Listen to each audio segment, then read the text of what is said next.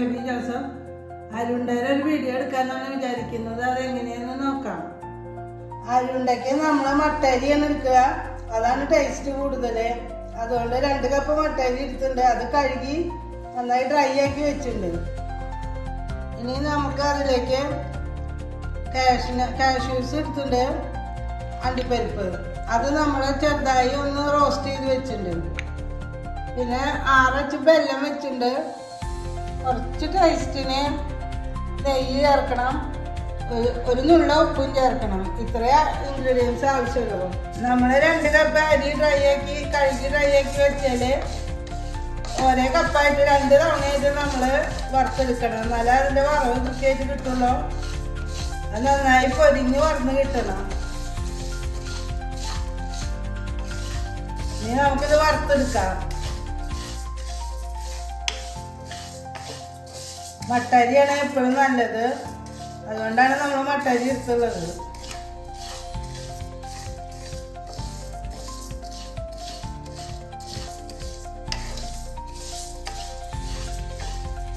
രണ്ട് ട്രിപ്പ് വറുത്താലാണ് നമുക്ക് നല്ല സോഫ്റ്റായിട്ട് നല്ല നീറ്റായിട്ട് അത് വറുത്ത് കിട്ടുള്ളൂ. അല്ലെങ്കിൽ കുറച്ച് അടിഭാഗം കരിഞ്ഞിട്ടൊക്കെ കിട്ടുക.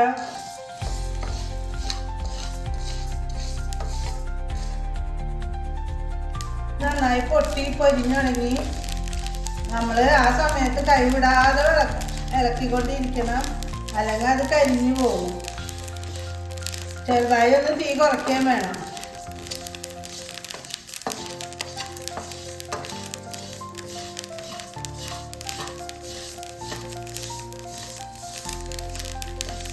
നമ്മുടെ ഫസ്റ്റ് ട്രിപ്പ് വറുത്ത് കഴിഞ്ഞു. ഇനി നമ്മളൊരു പാത്രത്തിലേക്ക് തണുക്കാൻ വെക്കാം. ഇനി ആ സമയത്ത് തന്നെ നമുക്ക് ബാക്കി രണ്ടാമത്തെ ട്രിപ്പ് ഇടാം. രണ്ടാമത്തെ ട്രിപ്പ് അരി പൊരിഞ്ഞു തുടങ്ങി. ആ വറുക്കുന്നതിൻ്റെ കൂടെ തന്നെ നമുക്ക് 1/2 കപ്പ് വെള്ളം ഒഴിച്ചിട്ട് ഈ 6 ബെല്ലം ഒന്ന് ഉരുക്കിയെടുക്കാം.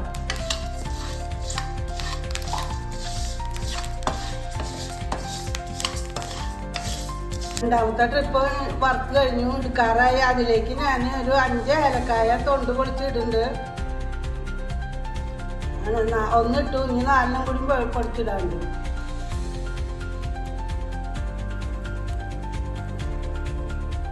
നമ്മുടെ വെള്ളം ഉരുക്കി അത് ചെറുതായിട്ടൊന്ന് ഒരു നൂൽ പരുവാവണം. അതുവരെ നമ്മളൊന്ന് തിളപ്പിച്ചുകൊണ്ടിരിക്കുകയാണ്. എന്നാലാണ് നമ്മുടെ ഒന്ന് നല്ല പിടുത്തം കിട്ടുള്ളൂ. നൂലുപാകം ആവുന്നതിനായിട്ട് മുന്നേ നമ്മൾ ഈ വെള്ളത്തിൻ്റെ പാവം ഒന്ന് അരിച്ചൊഴിക്കാം. അതിൽ വല്ല കരട് ഉണ്ടെങ്കിൽ പോവാനാണ്. ഈ പാനിൽ വെച്ചിട്ടാണ് നമ്മൾ നൂൽപാകം ആക്കുന്നത്.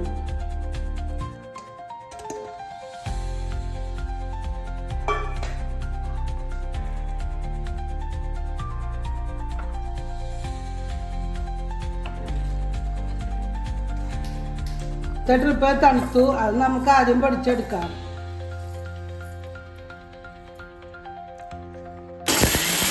അടുത്ത ട്രിപ്പ് അടിച്ച് 3/4 ഭാഗമായിട്ടുള്ളൂ. ഞാൻ ഈ കാഷ്നട്ടും കൂടി ഒന്ന് ക്രഷ് ചെയ്ത് അതിൻ്റെ കൂടെ എടുക്കാം. അടുത്ത ട്രിപ്പിലാണ് നമ്മൾ ഏലക്കായ തൊലി കളഞ്ഞിട്ടത്, അത് പൊടിച്ചു. പിന്നെ രണ്ടാമത്തെ ട്രിപ്പ് പൊടിച്ച് കഴിയുന്നതോട് കൂടിയിട്ട് നമ്മൾ കാഷ്യൂസും പൊടിച്ചു. അതൊക്കെ കൂടുതൽ പൊടിഞ്ഞിട്ടില്ല, ഇങ്ങനെ പീസായിട്ട് കാണാം. നമുക്കതൊന്ന് ഉരുട്ടുമ്പോൾ കടിക്കാൻ കിട്ടണം. അതുകൊണ്ടാണ് അത് ലാസ്റ്റ് പൊടിച്ചിട്ടത്.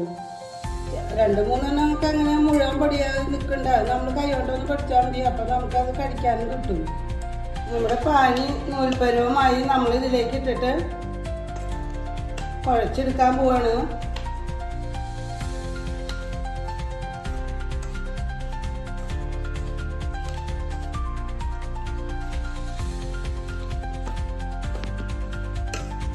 മിക്സ് ചെയ്ത് കഴിഞ്ഞിട്ട് അത് പാനിലേക്ക് ഇട്ടിട്ട് ഡ്രൈ ആക്കി എടുക്കണം. എന്നിട്ട് നല്ല ഉരുട്ടണ പരുവാകുമ്പോഴാണ് നമ്മൾ ഉരുട്ടിയെടുക്കുക.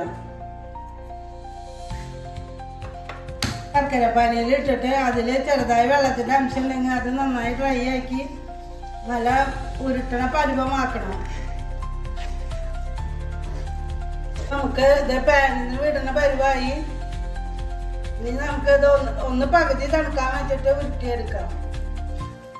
ഇത്ര മതി. ഉരുട്ടാനുള്ള പരിവായി നമ്മൾ ഗ്യാസ് ഓഫ് ചെയ്തു. ഓഫ് ചെയ്ത സമയത്ത് നമ്മൾ ഒരു നുള്ളു ഉപ്പും 1 ടേബിൾ സ്പൂണ് നെയ്യും ചേർത്ത് വെക്കണം.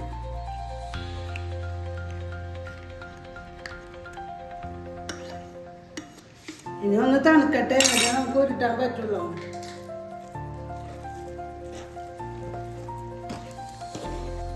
ഇത് ചൂട് കുറഞ്ഞു. ഇനി നമുക്ക് ചെറിയ ചൂടോട് കൂടിയിട്ട് തന്നെ ഇത് ഉരുട്ടിയെടുക്കാം.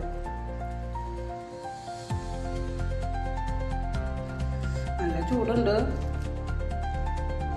നന്നായി ചൂടാറിയാൽ പിന്നെ ഉരുട്ടാൻ ബുദ്ധിമുട്ടാവും, പൊടിയാവും. ഈ വലിപ്പത്തിൽ നമുക്ക് ഉരുട്ടിയെടുക്കാം. ഞാൻ സ്വാദിഷ്ടമായ അരിയുണ്ട 25 എണ്ണം ഉണ്ടാക്കി. ഈ അളവ് കൊണ്ടാണ് 2 കപ്പ് അരി കൊണ്ട് നമുക്ക് 25 എണ്ണം ഉണ്ടാക്കാൻ പറ്റി. എല്ലാവർക്കും ഇഷ്ടമായിരിക്കുന്നു വിചാരിക്കുന്നു. എല്ലാവരും ഉണ്ടാക്കി നോക്കണം. ലൈക്ക് ചെയ്യണം, ഷെയർ ചെയ്യണം, സബ്സ്ക്രൈബ് ചെയ്യണം. Thank you.